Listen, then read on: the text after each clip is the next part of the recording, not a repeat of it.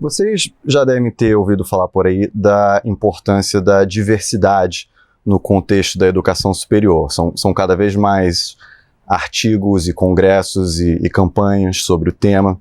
E hoje em dia já é mais ou menos amplamente aceito e reconhecido que não só o ambiente educacional deveria ser um ambiente diverso, porque isso aprimora a qualidade da educação e coloca nossos alunos e pesquisadores em contato com experiências, ideias e valores diferentes, mas também que a educação em si deveria estar voltada ao preparo dos alunos para conviver com a diversidade que existe no resto da sociedade, né? Uma educação assim concebida levaria a uma sociedade mais harmoniosa, a cidadãos mais bem preparados para lidar com a diferença e com o outro. Então é mais ou menos um caminho de duas vias que está expresso aí, né? É diversidade para a educação, ou seja, diversidade para melhorar a qualidade da educação em termos gerais, e também educação para a diversidade, isso é, uma educação voltada ao desenvolvimento da tolerância para com o outro e a diferença.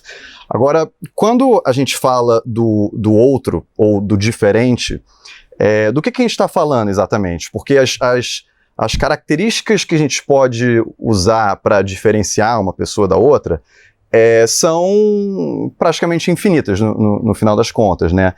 Então, não faz sentido a gente dar igual importância a toda e qualquer diferença. Então, uma espécie de consenso que se desenvolveu aí nos últimos anos nesses congressos, artigos e campanhas sobre o tema é que o foco da diversidade, dos debates sobre diversidade,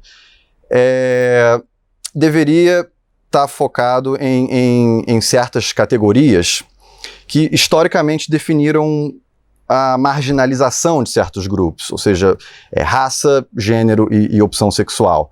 São aí as três categorias que estão talvez mais evidentes nesse debate sobre diversidade. Agora, sem querer, obviamente, menosprezar a importância dessas categorias e da discussão e da reflexão sobre como que elas se inserem no contexto da educação superior, eu venho tentando argumentar que tem uma categoria muito importante também, que tem faltado nessas discussões, que é diversidade de opinião política ou diversidade ideológica. Hoje você vai ter muita dificuldade para encontrar qualquer estudo ou congresso acadêmico discutindo como é que a diversidade política afeta o ambiente acadêmico, né, a qualidade do ensino, ou sobre como que a educação superior pode preparar os alunos para lidar com uma sociedade politicamente diversa. Na realidade, eu não encontrei nenhum artigo acadêmico sobre isso, nenhum congresso acadêmico sobre isso. Se existe alguma dissertação, tese sobre isso, no mínimo está muito bem escondida. Mas, assim, diferentemente do Brasil, em outros países, principalmente nos Estados Unidos, você encontra muita pesquisa sobre esse tema. Lá você encontra dezenas, talvez centenas de artigos acadêmicos sobre o assunto e livros muito importantes sobre o assunto, escritos por cientistas sociais e acadêmicos gabaritados, e isso é um recurso também que até agora a gente aqui no Brasil não está aproveitando muito nas discussões aí que a gente vê sobre esse assunto. Claro que a situação americana e a brasileira são muito diferentes. Se a gente quisesse um diagnóstico da nossa situação aqui, a gente teria que produzir nós mesmos muitos estudos ainda nessa área. Mas como a gente está basicamente na estaca zero, nesse sentido ainda, não custa a gente olhar para o que está sendo produzido e o que está se descobrindo lá no exterior. Até porque, ainda que a situação americana e a brasileira sejam diferentes, tem muitas coisas interessantes que eles estão descobrindo lá que, por mais que talvez não se apliquem totalmente a nós aqui, no mínimo rendem algumas analogias interessantes.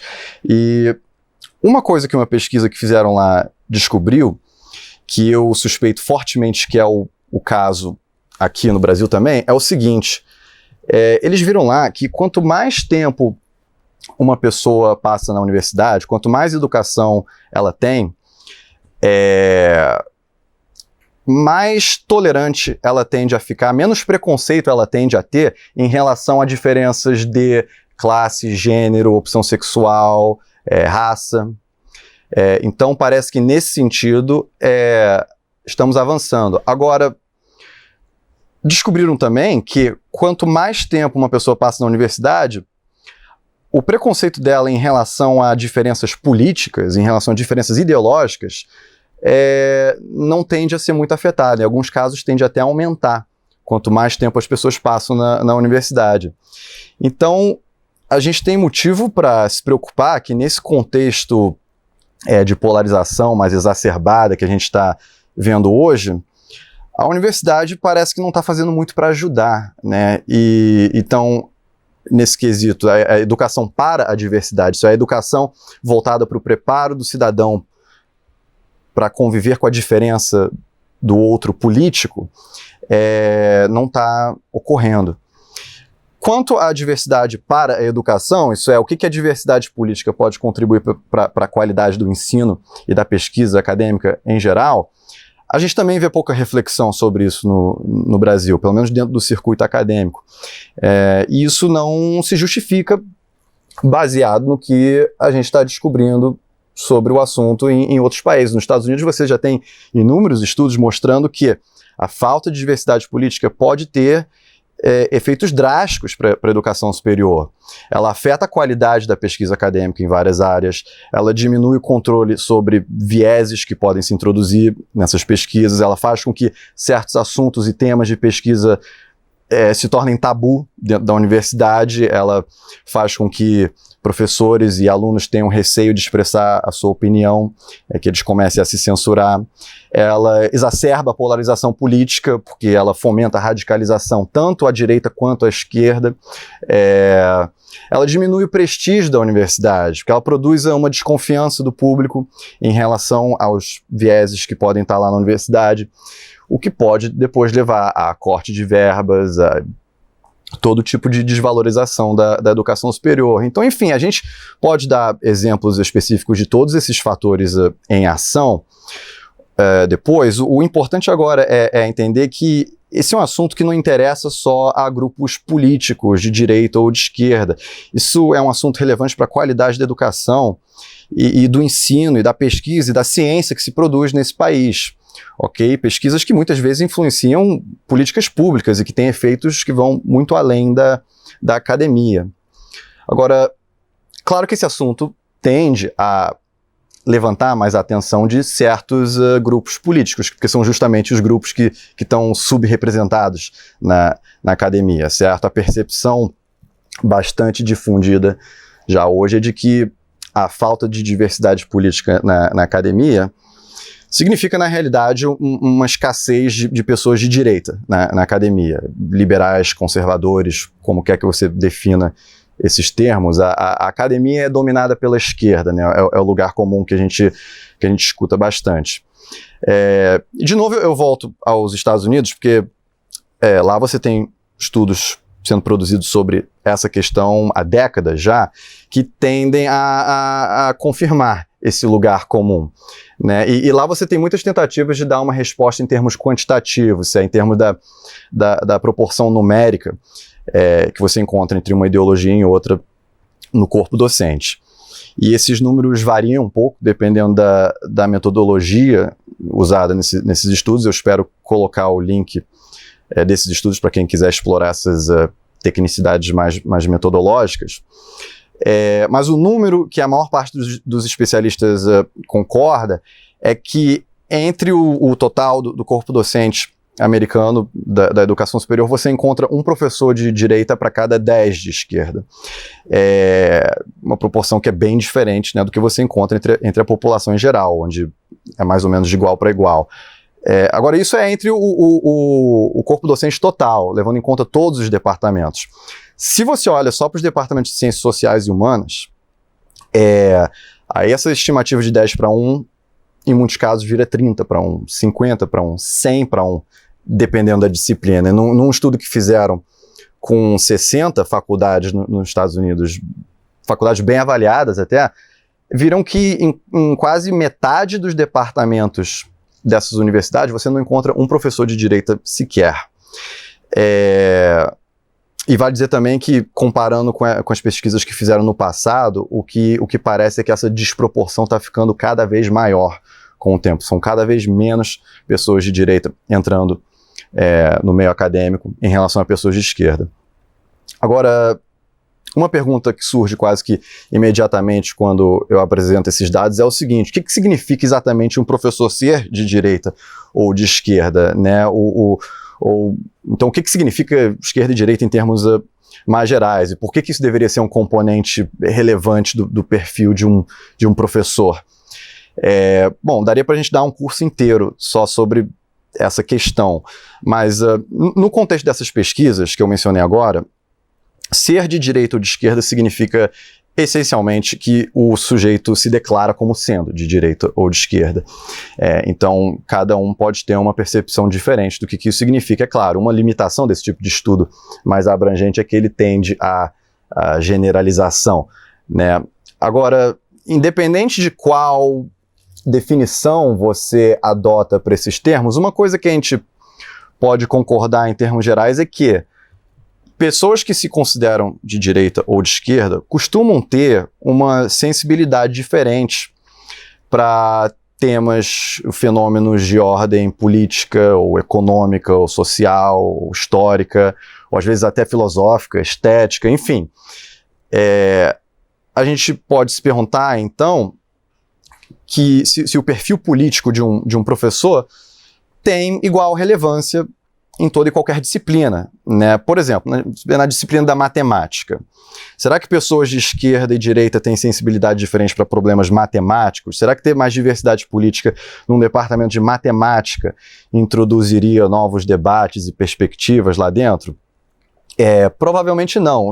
Matemática não é minha especialidade, mas convenhamos que tem algumas disciplinas que são mais diretamente influenciadas por esse fator, né? Então faz sentido, quando a gente fala da falta de diversidade política na academia, que a gente se refira principalmente a disciplinas onde a sua visão política, onde seus valores morais, enfim, onde a sua ideologia tem uma relação mais forte com o conteúdo que é dado, com os quadros teóricos que você usa, com os autores que você favorece.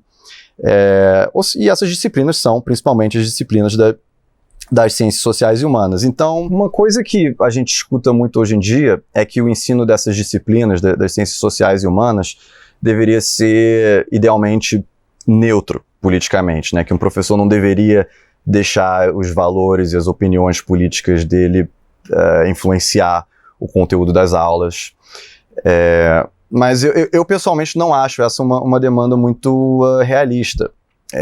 Claro que um professor pode e deve tentar ser ao máximo justo e honesto sobre as suas interpretações, e que ele pode e deve ao máximo tentar ser respeitoso em relação às interpretações alternativas a dele, né? Agora, imparcialidade absoluta, neutralidade absoluta, nessas disciplinas é um ideal inalcançável. No mínimo do mínimo, as escolhas dos temas que você vai tratar na aula, a importância que você vai dar a determinados fatos na sua pesquisa, isso vai ser influenciado por suas preferências pessoais e ideológicas, né? E não tem como evitar. Não adianta você cobrar de um professor que ele não tenha viés nenhum. Uma coisa que você pode cobrar, que já é um pouquinho mais realístico, é que dentro de um grupo de professores você tenha vieses diferentes e conflitantes lá dentro, que, por assim dizer, cancelem uns aos outros, que obriguem os membros daquele departamento a levarem em conta e a respeitarem e serem honestos a respeito das interpretações alternativas que existem em relação a qualquer assunto polêmico lá, né? Então, de qualquer forma, o que a gente vê, então, é que a diversidade política está em falta justamente nos departamentos onde ela é mais relevante, né? Nesses departamentos onde ela é necessária para promover esse embate de perspectivas. E isso os números comprovam muito bem no caso dos Estados Unidos. Agora, e no Brasil? Será que a situação é parecida? Como eu já falei, o senso comum, na maior parte das vezes, tende a dizer que sim, né? Aqui também é a esquerda que domina o meio acadêmico e que é muito difícil você encontrar professores de direita em muitas disciplinas. Mas a verdade é que a gente ainda não tem números, né, dados e pesquisas em escala. Então, falta ainda, evidentemente, introduzir essa questão como um problema para a nossa comunidade científica. Porque, na realidade, tem muita gente que não reconhece isso como um problema, na verdade, a ver pela falta de estudos que existem sobre esse assunto. Claro que tem gente que se preocupa com o assunto, é claro que tem muita gente com alguma noção dessas coisas que eu estou falando, e existem dados sobre esse assunto no sentido dos relatos que a gente vê saindo da universidade, das discussões que a gente vê em relação a esse assunto. Agora, quando eu digo que esse problema não foi introduzido na nossa comunidade científica, isso, assim, ele foi introduzido como um problema para certos movimentos políticos, mas a comunidade acadêmica ainda não reconheceu ele, né? Ainda não reconheceu ele. Então, sem pesquisa em escala, sem estudo aprofundado, como é que a gente sabe que esse problema vai ser lidado na prática da melhor maneira, né?